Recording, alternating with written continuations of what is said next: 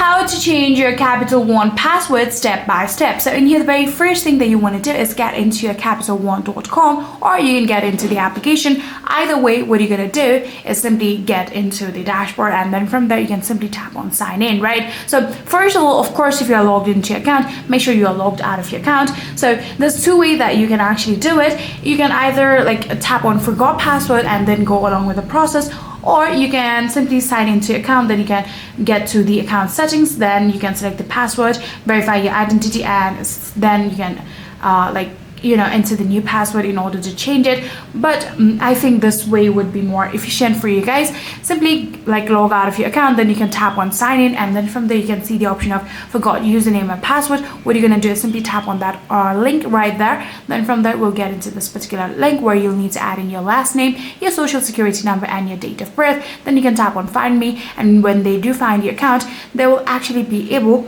to get into your email address, and then from there you'll actually be able to get a link, and then all you need to do is simply tap on that link, and then from there you'll be able to get all of the prompt on screen. All you need to do is follow that, and finally when you do it, you'll successfully be able to reset your password. So yeah, that's all you need to do in order to change your Capital One password.